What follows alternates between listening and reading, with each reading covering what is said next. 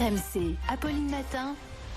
Le dossier compliqué. 7h54, un dossier compliqué que vous allez simplifier pour nous, Hélène Terzian. Bonjour Hélène. Bonjour Mathieu. La patronne de l'Office anti-stup de Marseille et son adjoint mis en examen. Hélène, c'est une affaire très compliquée qui remonte à plusieurs années. Une histoire tentaculaire qui mêle trafic de drogue, soupçons de corruption et qui éclabousse la lutte anti-stup de Marseille jusqu'à sa hiérarchie. La police des polices, l'IGPN, avait placé en garde à vue les deux chefs de cette unité antidrogue d'élite. Ils sont désormais mis en examen donc et placés sous contrôle judiciaire. Alors pour comprendre, il faut remonter à février 2023. Et aller jusqu'en Colombie. Les policiers de la lutte anti-stup sont informés d'une livraison de cargaison de cocaïne, 400 kilos au total, depuis Carthagène jusqu'à Marseille. Ils décident de mener ce qu'on appelle une livraison surveillée. C'est une technique policière très encadrée. Elle consiste à laisser entrer la drogue sur le territoire, poursuivre discrètement la chaîne de livraison, tenter d'hameçonner les trafiquants impliqués et faire tomber les têtes de réseau. Cette opération est baptisée Trident. Objectif, traquer l'un des plus gros narcotrafiquants de Marseille, surnommé Mimo de la Castellane.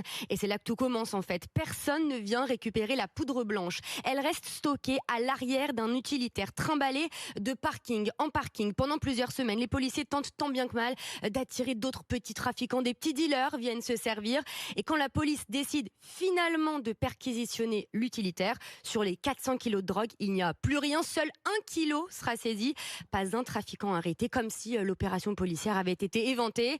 C'est l'équivalent de 21 millions d'euros qui se sont volatilisés. Alors d'abord, les soupçons pèsent sur les policiers. Oui, des soupçons de corruption au sein du groupe d'enquêteurs de l'OFAST. En avril, 2 policiers sont mis en examen puis placés en détention provisoire pour trafic de stupéfiants en bande organisée et blanchiment notamment. En juin, un autre est mis en examen à son tour. Et très vite, on s'interroge sur le rôle de la hiérarchie. Oui, étaient-ils au courant? Les enquêteurs ont-ils agi avec l'aval de leur hiérarchie? Plusieurs d'entre eux ont affirmé en garde à vue que c'était le cas, ce que conteste le duo de chefs de l'unité anti-stup marseillaise. Mais alors Hélène, cette enquête, elle révèle des pratiques douteuses au sein de l'OFAST. Oui, et ce, après les révélations d'un personnage essentiel. Un certain Hervé, surnommé Passe-Partout par les enquêteurs de l'OFAST. C'est un homme à tout faire, un serrurier de profession, policier réserviste. Les enquêteurs font appel à lui pour mener toutes ces opérations discrètes, pour ouvrir des portes, changer des serrures, installer des caméras aussi. Passe-Partout s'épanche auprès de la hiérarchie sur certaines pratiques de policiers. Il racontera notamment avoir vu un enquêteur de l'opération Trident, la fameuse, manipuler un sac rempli de billets à la provenance douteuse. Puis il fait part de pratiques illégales. Ah oui, notamment des poses de caméras de surveillance sans autorisation judiciaire. D'après le journal Le Monde, un des chefs de l'OFAST mis en examen admettait l'an dernier que certaines caméras avaient été déployées sans l'aval de la justice dans le cadre de